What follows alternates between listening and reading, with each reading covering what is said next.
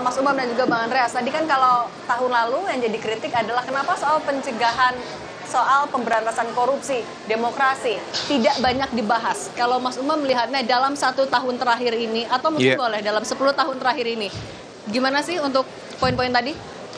Iya, kalau misal terkait dengan konteks isu anti korupsi, kemudian konteks demokrasi secara general, memang itu hal yang sangat fundamental. Karena bagaimanapun juga pembangunan di Indonesia tidak bisa dilepaskan dari itu. Anti korupsi itu sesuatu yang sangat prinsipil terkait dengan agenda tata kelola pemerintahan yang bersih, yang transparan, yang akuntabel atau good governance. Problemnya kalau misal kita cermati, ada sejumlah kebijakan yang justru bukan memperkuat sebagaimana dulu yang dijanjikan, tetapi justru semakin memperlemah secara sistematis, baik di dalam konteks budaya hukum termasuk dalam konteks penegakannya. Nah ini yang kemudian perlu dievaluasi betul, karena terjadi pencampur adukan argumen, narasi, seolah-olah digambarkan bahwa kerja-kerja anti korupsi, kerja-kerja penegakan hukum itu dianggap hanya menciptakan instabilitas politik. Dan ketika kemudian terjadi instabilitas politik, maka kemudian akan menghambat datangnya investasi. Dan seolah kemudian itu menjadi argumen untuk membungkam agenda penegakan hukum, terutama melalui lembaga-lembaga pemberantasan korupsi. Nah ini yang kemudian tentu perlu menjadi bahan evaluasi bersama ya, baik dari kalangan eksekutif, legislatif dan juga yudikatif. Dan di saat yang sama terkait dengan praktek berdemokrasi, tentu ada cukup banyak hal yang bisa di-highlight, mulai dari isu kebebasan sipil, kemudian check and balances secara umum, karena bagaimanapun juga kalau misal kemudian kebebasan sipil tidak tercover dengan optimal, maka mekanisme pengawasan melalui check and balances tadi itu tidak akan berjalan. Nah kalau misal kemudian tidak berjalan, impact-nya lagi-lagi adalah kekuasaan yang kemudian menjadi kurang memiliki pengawasan yang memadai. Nah ini yang kemudian perlu diperbaiki, bahwa kita percaya bahwa demokrasi adalah sistem politik yang kita jalankan. Kita percaya itu adalah sistem yang terbaik di antara sekian banyak pilihan, tetapi pilar-pilar demokrasi itu harus juga jangan dianggap sebagai sesuatu yang taken for granted, tetapi harus juga dijaga, dipertahankan, dirawat. Karena kalau misal tidak, mereka yang mengatasnamakan demokrasi, tapi praktik berpolitiknya justru bisa membunuh demokrasi. Bung Hatta pernah mengingatkan kita seperti itu. Oke, nah kalau Bang Andreas setuju nggak? Kalau tadi kan kata Mas Umam, tampaknya setidaknya di setahun kebelakang penegakan hukum dilihat akan memicu instabilitas politik. PDIP merasakan hal yang sama? Ya justru dalam banyak hal, dalam banyak kasus yang kita lihat, justru antara hukum dan politik ini menjadi terjadi campur aduk persoalan yang kemudian ya kita tahu bahwa apa yang sering didengar dengan kriminalisasi melalui kasus-kasus hukum itu menjadi hal yang lumrah di dalam peristiwa-peristiwa politik terakhir ini. Saya kira kita tidak perlu tutup mata gitu terhadap kejadian-kejadian dan upaya-upaya yang dilakukan, terutama melalui penegakan hukum dalam tanda petik ya, untuk kemudian menggunakan itu untuk kekuasaan. Dan saya kira ini adalah satu bagian kemunduran dari proses demokrasi yang kita hadapi ini, gitu, kita jalani ini gitu. Sehingga yang kita harapkan ke depan ini praktik-praktik seperti ini tidak terjadi lagi gitu. Dan penting di sini ya tentu ya kritik, ini perhatian dari pers, media dan masyarakat civil society ini ya bisa lebih intensif. Kenapa? Karena kalau kita flashback ya di dalam pemerintahan dulu Orde Baru, dua hal yang sering benar-benar menjadi senjata dari pemerintahan pada waktu itu kalau kita ingat kembali, yaitu pressure dan kemudian iming-iming menjanjikan sesuatu. Pressure itu digunakan dengan segala macam cara gitu, dan kemudian iming-iming terhadap kekuasaan atau ekonomi. Nah itu menjadi hal yang senjata dari pemerintahan Orde Baru, pemerintahan Pak Harto pada waktu itu. Saya masih ingat benar Mas Umam, ketika saya kuliah dulu, saya diskusi dengan profesorku waktu itu, dia bertanya gitu soal Ibu Megawati gitu. Dia apakah menurut saya karena waktu itu ada Tempo yang selesai muktamar di Surabaya, profesorku tanya apakah orang ini bisa melawan Pak Harto pada waktu itu. Saya terus terang waktu itu saya agak ragu. Terus tapi profesorku dia bilang gini, orang ini akan bisa menghadapi Pak Harto. Ya di samping karena dia adalah anaknya Bung Karno, tapi anaknya Bung Karno kan banyak. Tapi lebih dari itu dia bisa menghadapi dua hal yang menjadi senjatanya Pak Harto pada waktu itu, yaitu iming-iming dan kemudian pressure. Nah, itu yang kemudian menjadi kekuatan dari ibu ketika berhadapan dengan berbagai macam situasi pada waktu itu. Nah, dua pola ini sekarang kelihatan makin sering dipraktikkan dan menurut saya ini adalah kemunduran dari proses demokrasi yang menjadi perjuangan kita ketika tahun 98 sampai dengan awal 2000 dengan melakukan perubahan-perubahan, termasuk perubahan-perubahan ya undang-undang dasar sendiri kita lakukan perubahan-perubahan itu gitu. Jadi saya kira kalau kita bicara soal bahwa pembangunan fisik banyak hal yang terjadi perubahan gitu. Tapi perilaku politik kita ya perilaku kekuasaan ya, terutama perilaku kekuasaan, interaksi antara kekuasaan dan penguasa antara di level horizontal antara kekuatan-kekuatan politik yang elit-elit politik. Nah, ini terganggu dengan praktek-praktek yang tadi ya itu antara politik dan hukum yang itu. Oke. Kita akan lanjutkan. Nah, kalau tadi banyak catatannya, kira-kira apa yang harus dilakukan ke depannya untuk menjaga transisi ini dengan baik?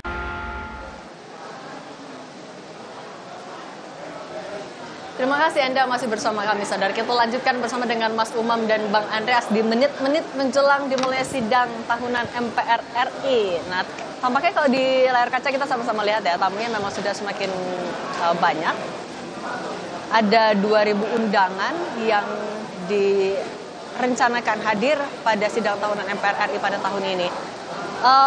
Saya mau ke Bang Andreas. Bang Andreas, sebagai tadi partai politik yang ada di dalam pemerintahan, kemudian juga sekarang posisinya masih di dalam pemerintahan. Kita mendukung pemerintahan sampai selesai. Oke, sampai selesai itu komitmennya ya. Oh, berarti reshuffle isunya enggak? Ya itu urusannya presiden gitu. Tapi komitmen tetap komitmen gitu. Oke. Nah, kan tadi sudah catatannya apa saja yang indeks demokrasi tampaknya turun dan lain-lain. Tapi kan kita juga harus fair ya, melihat plus minusnya perjalanan Pak Jokowi dari 2014 sampai 2024. Kalau dari PDIP yang dilihat apa sih? Ya itu tadi gitu, kalau hal-hal berkaitan dengan pembangunan fisik, ya harus kita katakan bahwa banyak hal yang terjadi perubahan-perubahan gitu. Nah, sayangnya di bagian akhir dari pemerintahan ini hal yang berkaitan dengan ya infrastruktur politik demokrasi kita itu banyak terganggu dengan ya praktik-praktik kekuasaan yang kita semua alami. Kita lihat bagaimana terjadi dalam proses pemilu kemarin, dan kita harapkan juga di dalam pilkada ke depan ini bisa berjalan secara demokratis. Bukan hanya prosedural, tapi juga substansi demokrasi itu bisa ada di dalam peristiwa-peristiwa politik yang penting ini gitu. Karena dulu kritik kita utama terhadap pemerintahan Pak Harto di zaman Orde Baru dulu, yaitu adalah penggunaan kekuasaan, ya apa yang kemarin kita bicara lagi soal dinasti, soal korupsi, soal KKN, karena itulah isu utama ketika di dalam proses reformasi kemarin gitu. Nah, gejala-gejala ini ya kelihatan lagi di dalam satu tahun terakhir ini gitu. Upaya untuk ya memperpanjang kekuasaan, bagaimana memasukkan berbagai macam elemen keluarga di dalam kekuasaan. Ya, saya kira hal-hal ini bukan rahasia lagi gitu, dan ini semua transparan. Sayangnya kok ketika ini terjadi kita semua seolah-olah terpana dengan peristiwa. Ya kami di PDI Perjuangan kita merasakan itu, dan ya kita memberikan kritik-kritik terhadap kritik dan otokritik tentunya. Karena ini di dalam proses perjalanan ini perbagian dari elemen yang ada di dalam lingkaran PDI Perjuangan juga gitu. Tapi ya ini adalah tanggung jawab kita bersama juga sebagai bangsa untuk tidak membiarkan praktik-praktik ini berjalan terus dan terulang kembali gitu ke depan. Baik, Nah ini juga tampaknya ada rombongan, sepertinya Pak Jokowi ya, Presiden RI, Pak Jokowi. Tapi kita sama nantikan, ini rombongannya baru masuk ke kompleks parlemen. Mungkin sambil menunggu juga Mas Umam, kalau Mas Umam melihatnya, kan tadi kalau Bang Andreas bilangnya plusnya infrastruktur fisiknya itu juga patut diapresiasi dalam perjalanan 10 tahun Pak Jokowi. Mas Umam, catatannya apa? Ya, yang disampaikan Bang Andreas saya pikir tadi sangat relevan ya, karena bagaimanapun juga salah satu capaian yang patut diapresiasi oleh pemerintahan saat ini, salah satunya adalah bagaimana kinerja pembangunan infrastruktur yang diyakini bisa menghadirkan trickle down effect dalam konteks pembangunan dan juga transformasi ekonomi ke depan. Karena infrastruktur itu adalah salah satu prasyarat dari transformasi ekonomi. Kita belajar dari negara-negara Asia Timur seperti Jepang, Korea Selatan, Taiwan, China. Infrastruktur itu memang harus diperkuat sebagai bagian dari prerequisite tadi itu ya dalam konteks developmentalism. Tetapi di saat yang sama ada satu hal yang tampaknya belum banyak disentuh, yaitu terkait dengan konteks penyiapan sumber daya manusia. Okay. Nah, hal ini tampaknya dianggap dalam konteks wacana publik sepertinya penting, tetapi dalam pendekatan kebijakan publiknya relatif masih cukup terbatas. Okay. Penyiapan kualitas dan juga kapasitas SDM, kemudian bagaimana dalam konteks penentuan prioritas strategis. Nah, ini barangkali kalau misal memungkinkan disampaikan oleh Presiden untuk menjelaskan apa sih aspek keberlanjutan itu. Okay. Keberlanjutan bukan semata-mata dalam konteks pembangunan infrastruktur. Okay. Karena fisik itu ya bisa hilang, bisa rusak, tetapi mentalitas atau dalam konteks strategi ya, dan itu akan jauh lebih relevan. Oke, kita tahan dulu Mas Umam. Ini juga Pak Jokowi bersama dengan Ibu Iriana, Presiden RI bersama dengan Ibu Negara Joko Widodo, dan Ibu Iriana Joko Widodo sudah tiba juga di kompleks parlemen. 8:56 tadi ya, rombongan Presiden Jokowi sudah tiba. Tampaknya memakai, kalau ini pakaian adat Betawi bukan Mas Umam atau Bang Andreas? Iya, sepertinya lebih mirip dengan pakaian adat Betawi ini. Okay. Barangkali ini adalah sebagai sebuah simbol penghormatan terhadap Jakarta yang akan diakhiri statusnya sebagai ibu kota. Okay. Yang akan kemudian bergeser ke IKN Nusantara. Oke, Presiden Joko Widodo dan Ibu Iriana Joko Widodo bersama Wakil Presiden RI Maruf Amin bersama Ibu Muri Maruf Amin tiba di Kompleks Parlemen Jakarta, berfoto bersama terlebih dahulu bersama dengan pimpinan MPR, DPD, dan juga DPR RI. Cindy, saya boleh pamit ya? Oh, oke. Bang Andreas juga sudah siap-siap mau masuk ke dalam berarti ya? Sudah mulai masuk lagi nih. Oke, siap. Bang Andreas, terima kasih kalau gitu ya, politisi senior PDI Perjuangan. Terima kasih Bang Andreas. Sehat selalu. Bang Andreas, good luck Bang.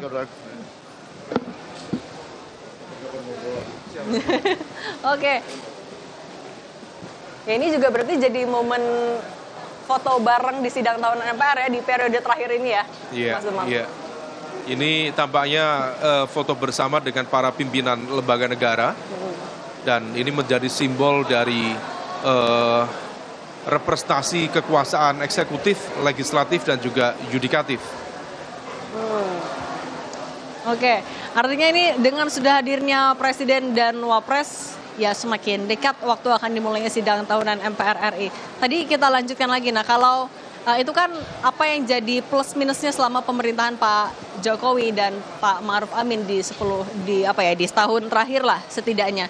Mas Umam, di masa transisi pemerintahan antara Joko Widodo, Maruf Amin kepada Prabowo Subianto dan Gibran Raka Buming Raka, apa yang harus diperhatikan betul agar transisi itu berjalan mulus? Jangan sampai kan yang sering disampaikan Pak Jokowi jangan sampai malah mundur. Nah, apa yang harus dilakukan? Ya, tentu spektrum penjelasannya sangat luas ya. Tetapi dalam konteks transisi kekuasaan, yang paling fundamental adalah stabilitas politik dan pemerintahan itu sendiri.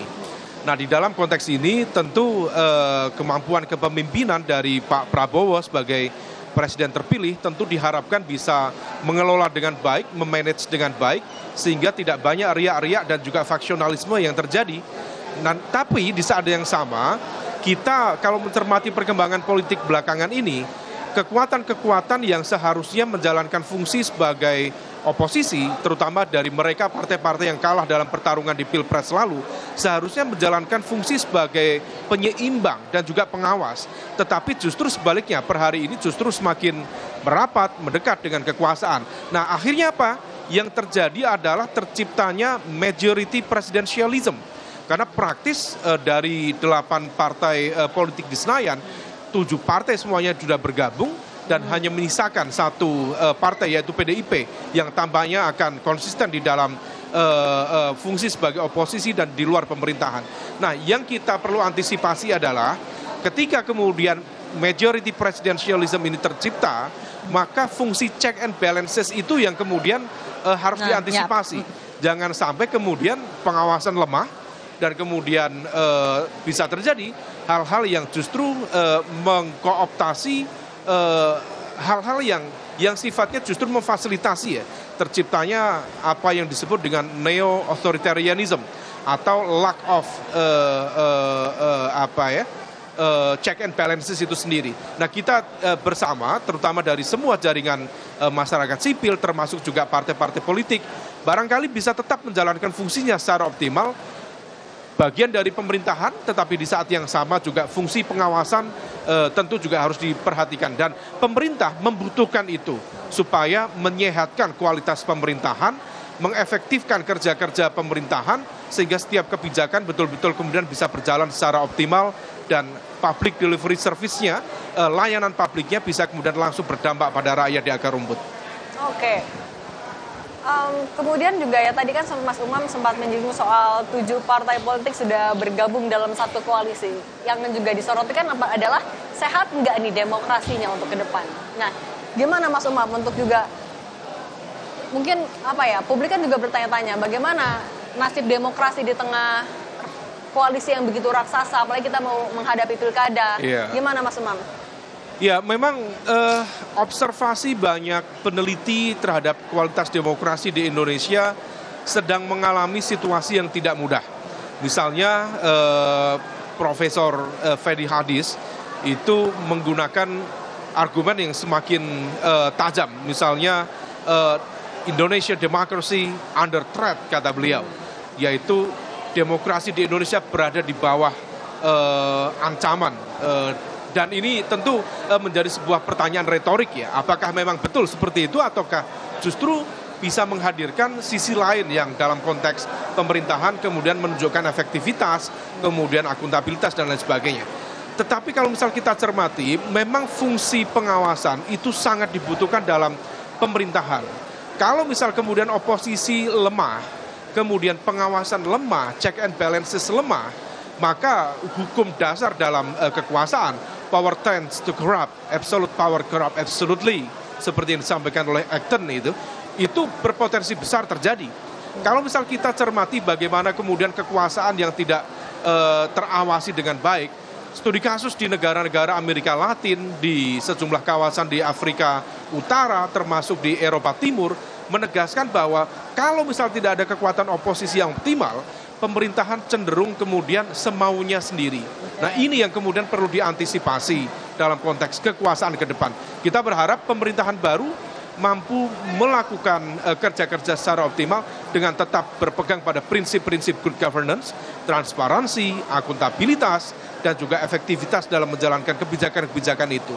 Adapun implikasi secara teknis dalam dinamika politik jangka pendek, misalnya terkait dengan konteks pilkada, tampaknya konsolidasi kekuatan Kim Plus ini akan menghadirkan gerakan pemenangan yang jauh lebih masif.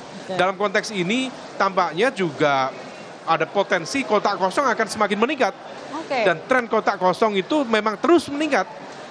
Mulai dari 2015 hanya 3, berkembang menjadi 9, kemudian 17, kemudian di 2020 juga meningkat lagi, total 53. Dan itu trennya selalu mengalami peningkatan secara eksponensial. Kalau misal struktur kekuasaan ke depan dilakukan secara upaya orkestrasi yang dalam tanda kutip zero sum game, mengkooptasi kekuatan-kekuatan untuk dipaksa bersatu dalam konteks kekuasaan yang interventif. Nah ini yang kemudian kita tidak berharap akan terjadi proses yang justru tidak sehat bagi demokrasi itu sendiri.